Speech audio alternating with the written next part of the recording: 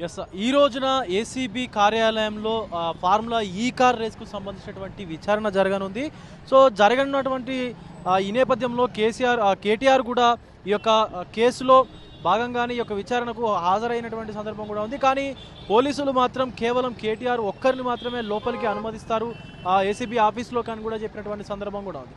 ఈ నేపథ్యంలోనే తన లీగల్ టీమ్‌ను తనతో పాటు అనుమతిస్తేనే నేను ఏసీబీకి అంటే ఆ ఏసీబీ ఆఫీస్‌కి వెళ్ళి విచారణకు హాజరవుతాను, విచారణలో సహకరిస్తానంటూ కూడా చెప్పినటువంటి సందర్భం కూడా ఉంది. సో, పోలీసులకు ఇటు బీఆర్ఎస్ వర్కింగ్ ప్రెసిడెంట్ కేటీఆర్‌కు అలాగే అక్కడ ఉన్నటువంటి బీఆర్ఎస్ లీడర్స్‌కి కూడా కొంత వాగ్వాదం అయితే చోటు చేసుకుంది.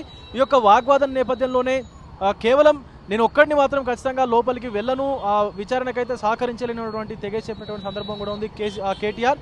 సో, కేటీఆర్ తన లీగల్ టీంను తన లాయర్ను తనతో పాటు తీసుకువెళ్తానని చెప్పేసి కూడా చెప్పినటువంటి సందర్భంలో పోలీసులు నిలువరించారు. వద్దు అంటే చెప్పి కూడా వారించినటువంటి సందర్భంలో ఈ నేపథ్యంలో ఇక్కడి నుంచి ఏసీబీ ఆఫీస్ లోపలికి కూడా ఎంటర్ అవ్వకముందే రోడ్డు మీద నుంచే ప్రస్తుతం కేటీఆర్ అయితే బీఆర్ఎస్ భవన్కు కూడా వెళ్ళినటువంటి సందర్భం కూడా ఉంది. ఒక్కసారి చూసుకోవచ్చు, మనకు ఆల్రెడీ ఇక్కడ పోలీసులు కూడా భారీ బందోబస్తును అయితే ఏర్పాటు చేశారు. అటు ఏసీబీ ఆఫీస్ నుంచి ఇటు మెయిన్ రోడ్ వరకు కూడా డీసీపీ స్థాయి అధికారులందరూ కూడా ఇక్కడ పూర్తి బందోబస్తును అయితే ఏర్పాటు చేశారు. ఒక పక్క కేటీఆర్ ఈ రోడ్డు మీదనే యొక్క వాహనం కూడా ఆపడంతో కేటీఆర్ కాన్వాయ్తో పాటు ఇతర బీఆర్ఎస్ లీడర్స్కు సంబంధించినటువంటి వెహికల్స్ కూడా ఈ రోడ్డు మీదనే ఆపడంతో చాలాసేపు అయితే ఇక్కడ ట్రాఫిక్ జామ్ అయితే అయినటువంటి సందర్భం కూడా ఉంది. ఎస్, మనకు పోలీసులు కూడా ట్రాఫిక్ని అయితే క్లియర్ చేస్తూ ఉన్నారు. సో, ఈ సందర్భంలో ఈ నేపథ్యంలోనే మరి కేటీఆర్ అసలు ఈ విచారణకు హాజరవుతారా లేక కావాలనే విచారణను వాయిదా వేసేటువంటి యొక్క చర్యలు చేస్తున్నారా?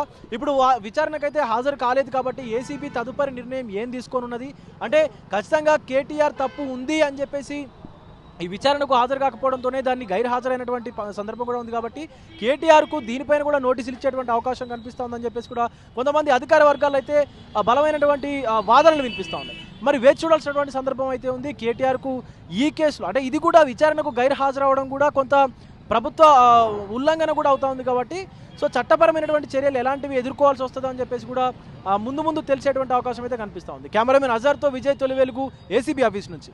ప్రపంచంలో ఏ మూల ఏ క్షణం ఏం జరుగుతుందో వేగంగా తెలుసుకోవడానికి తొలి వెలుగు వాట్సాప్ ఛానల్ని ఫాలో చేయండి.